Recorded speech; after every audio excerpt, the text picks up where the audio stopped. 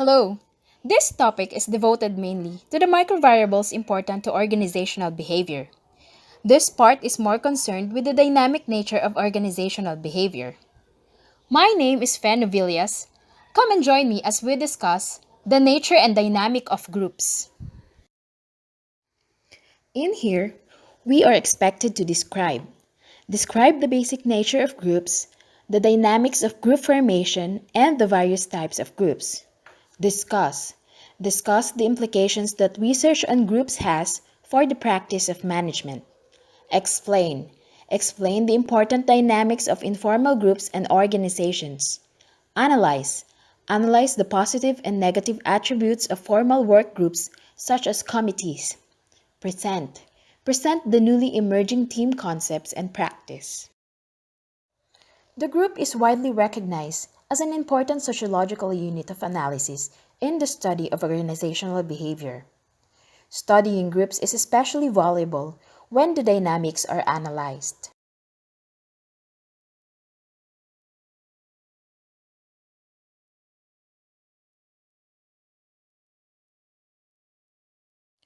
The term group can be defined a number of different ways, depending on the perspective that is taken. A comprehensive definition would say that if a group exists in an organization, its members are motivated to join, perceive the group as a unified unit of interacting people, contribute in various amounts to the group processes, that is, some people contribute more energy or time to the group than do others, and reach agreements and have disagreements through various forms of interactions.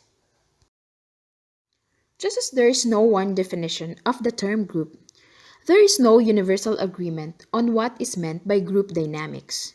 Kurt Lewin, an American German psychologist, popularized the term in 1930s. One normative view of group dynamics is that it describes how a group should be organized and conducted. Democratic leadership, member participation, and overall cooperation are stressed. Another view of group dynamics is that it consists of a set of techniques. Here, role playing, brainstorming, buzz groups, and the like are equated with group dynamics. For discussion purposes, we are going to use the third view of group dynamics, which is closest to Lewin's original conception. Group dynamics is viewed from the perspective of the internal nature of groups, how they form, their structure and processes, and how they function and affect individual members, other groups, and the organization. Why do individuals form into groups? Let's examine briefly some of the classic theories of group formation or why people affiliate with one another. Propinquity theory. Individuals affiliate with one another because of geographical proximity. The theory would predict that students sitting next to one another in class, for example, are more likely to form into a group than are students sitting at opposite ends of the room. In an organization, employees who work in the same area would more probably form into groups than would those who are not physically located together.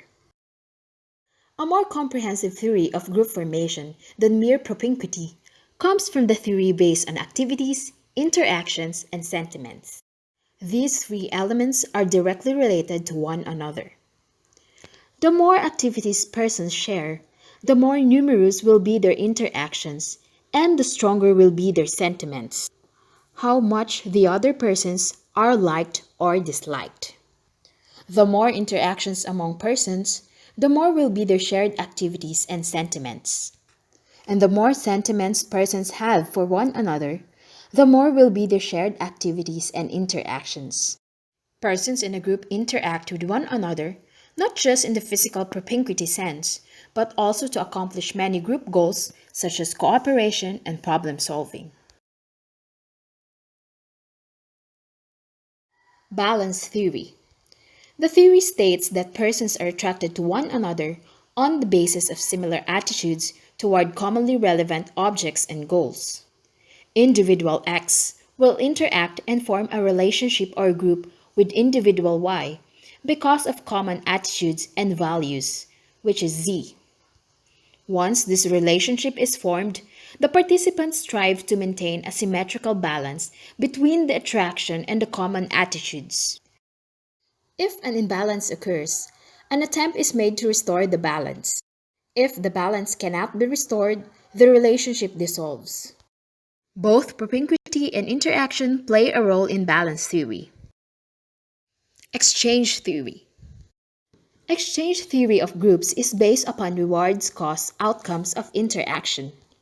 A minimum positive level, rewards greater than cost, of an outcome must exist in order for attraction or affiliation to take place.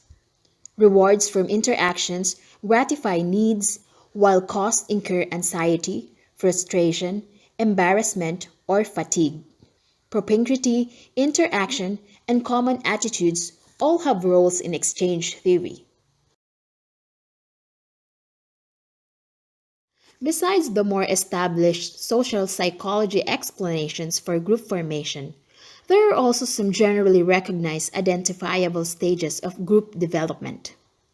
These stages can be briefly summarized as follows: forming, storming, norming, performing, and adjoining. Forming. This initial stage is marked by uncertainty and even confusion. Group members are not sure about the purpose, structure, task, or leadership of the group. Storming. This stage of development is characterized by conflict and confrontation. In the usually emotionally charged atmosphere, there may be considerable disagreement and conflict among the members about roles and duties. Norming. Finally, in this stage, the members begin to settle into cooperation and collaboration.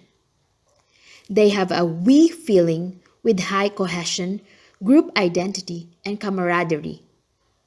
Performing. This is the stage where the group is fully functioning and devoted to effectively accomplishing the tasks agreed upon in the norming stage. Adjoining. This represents the end of the group, which in ongoing permanent groups will never be reached. However, on project teams or task forces with a specific objective, once the objective is accomplished, the group will disband or have a new composition, and the stages will start all over again. Besides the conceptual explanations for group formation and development, there are some very practical reasons for joining and forming a group. For instance, employees in an organization may form a group for economic, security, or social reasons.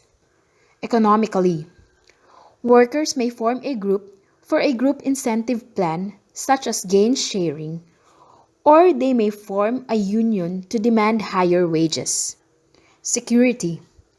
Joining a group provides the individual with a united front in combating indiscriminate unilateral treatment.